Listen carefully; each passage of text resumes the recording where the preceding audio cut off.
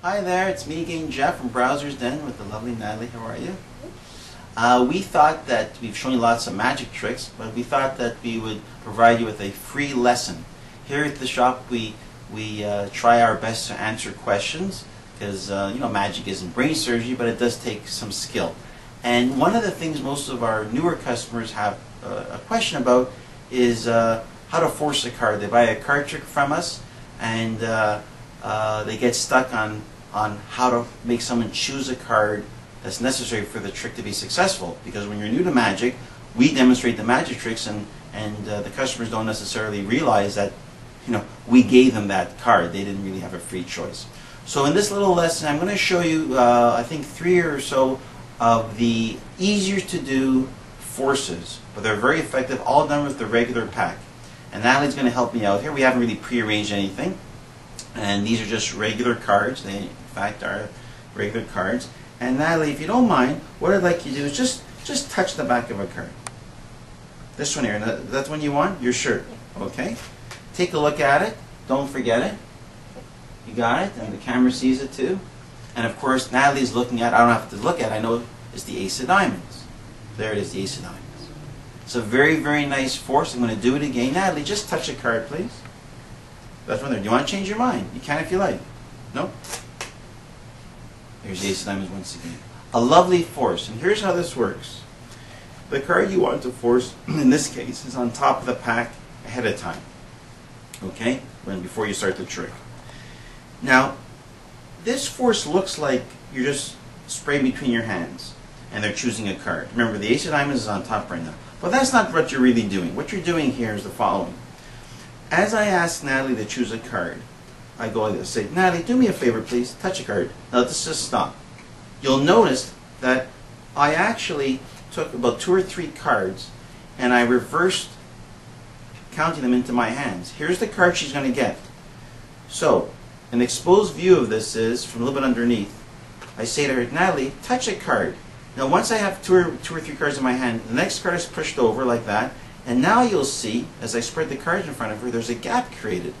These possibilities, these cards that she might touch, are actually going to go in between the top of the deck and the card she's going to ultimately see. Okay? So, I'm going to stand this way and expose it. Natalie, would you mind just touch a card and go ahead, touch one. This one here. Now here's what happens. Look, I'll do it in slow motion.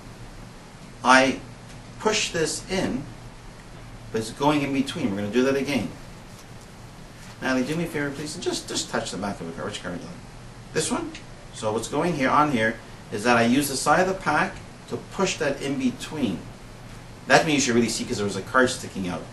We'll do one more time. Natalie, do me a favor, please, and just touch the back of a card, please.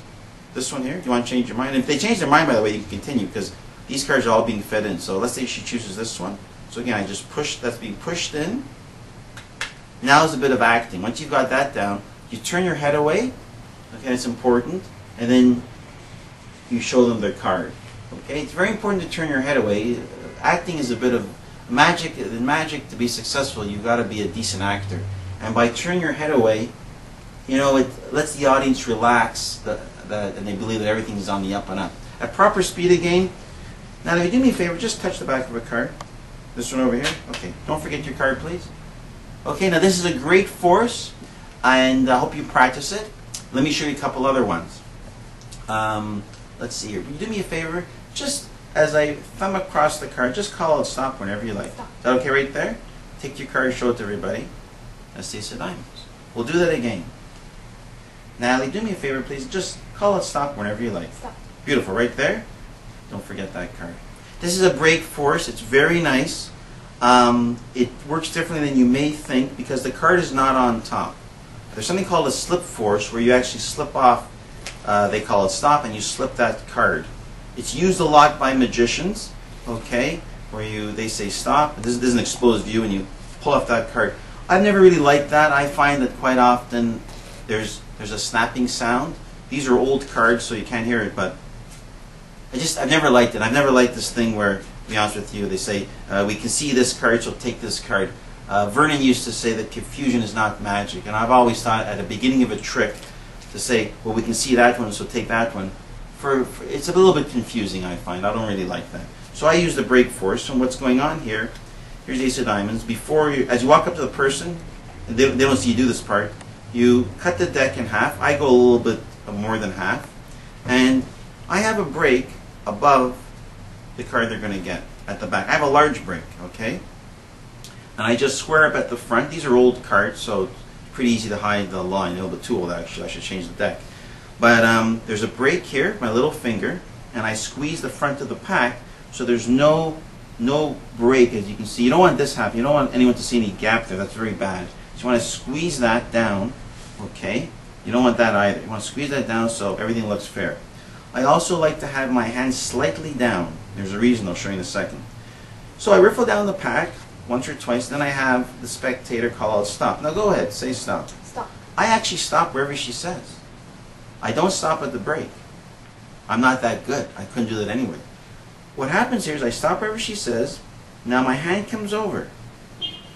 My hand comes over and my thumb picks up at the break above the card she's going to get. I'm actually going to switch that spot for the one she really stopped on. So what happens is she calls out stop. I come over to show her the card, and I'm going to switch. So I'll show you from the back. I pick this up, and the same time I pick up here, the same time, once I've got that break, my thumb lets go. My thumb lets go of the actual spot. So in slow motion, sort of like this. I've got the break there of the card she's going to get, and then once I've got it, I let go, and now she's seeing the card above the break.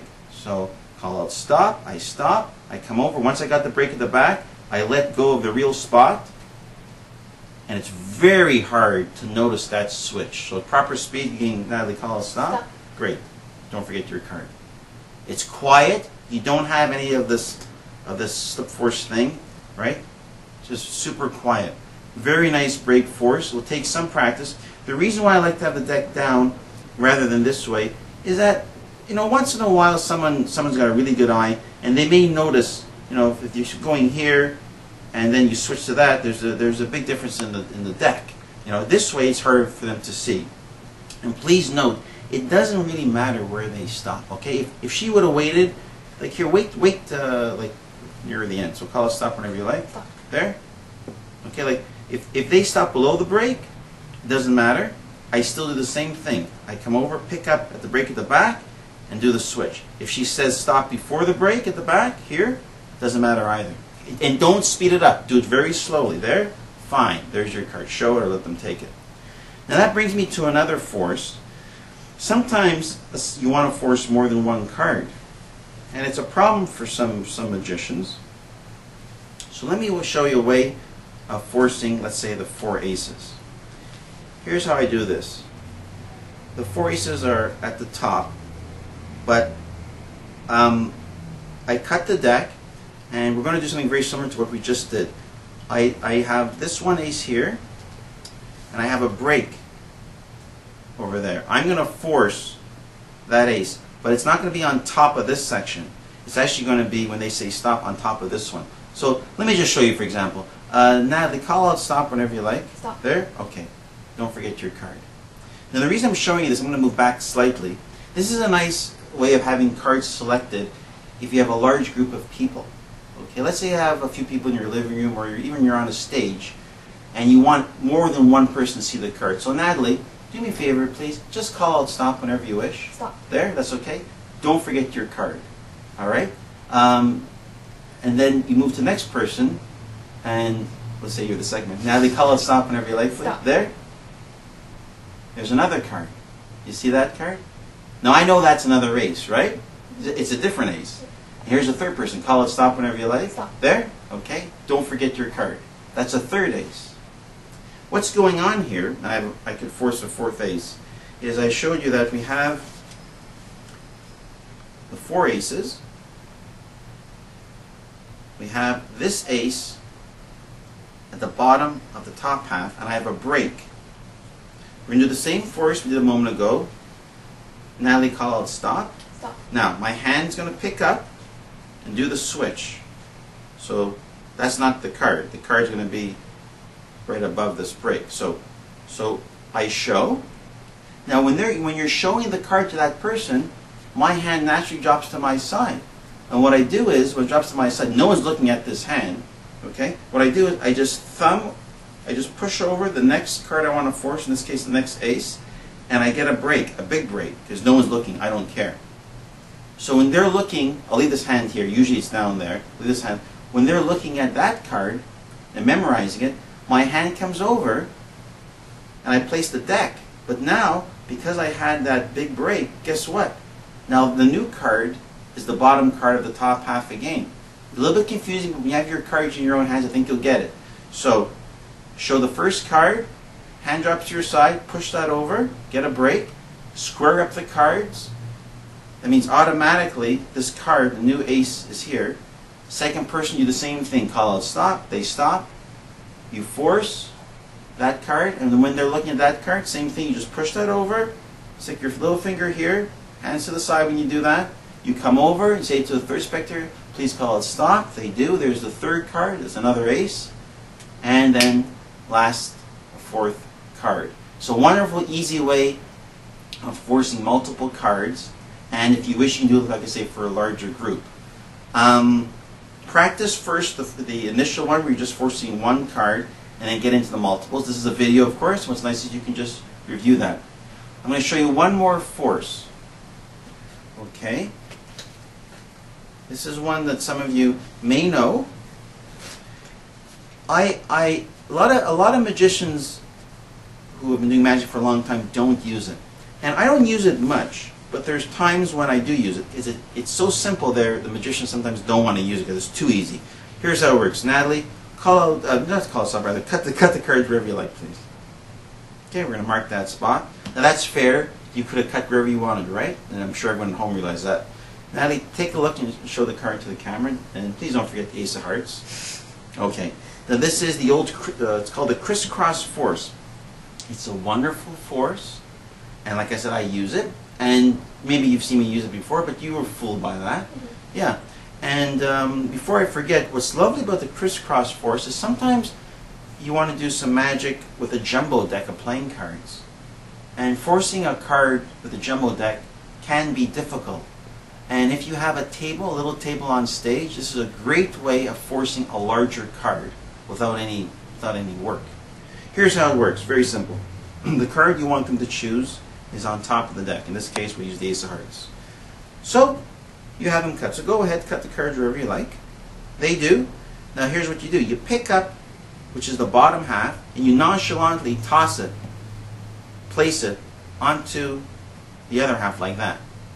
And now you pause. The way you fool people with this one is called time misdirection. If you just talk for a few seconds, believe me, people forget which half is the correct half. Because here's what goes on. After you say to them, you know, you could cut wherever you wanted. Look what I do. I come over to the deck, I pick up this half, and I confidently say, take a look please. Now what's going on here? That's really the card they cut to. But people forget what's what. This is the top of the deck. I'll leave that face up, just to show you. We'll leave it face up, so you can follow this. Natalie, cut the cards wherever you like, please. Thank you. We'll mark that spot. Now you could have cut wherever you wanted, right? That was fair. I didn't control what you did. Here, take a look, see what card you cut to. And then, of course, you turn this over. But so you see what's going on here? You're doing something very bold. You're actually, after talking for a few seconds, switching halves on them, but they don't pick up on that. And I've done this a million times. It works. It really does. And the first few times you do it, you'll be nervous. You think you're going to get caught because it's so easy. Your heart will be pounding when you do it. I know that to be the case. If they don't know anything about magic, they're going to be fooled by that. And this is simply an acting job. I wouldn't use this for multiple force. I would just force one card. You know, for multiple forces, you have to use another method, because someone would pick up on it, perhaps if you did it a couple of times. But as a one-off, for forcing a card, the crisscross force is super good, whether you're using a regular pack or a jumbo deck. Well, I hope that's helped you. We've shown you 3 forces, one with multiple cards and one just with one.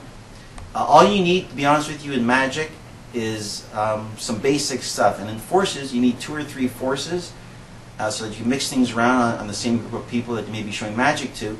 You don't need to know 10,000 forces. Learn 2 or 3, and you'll have a good arsenal.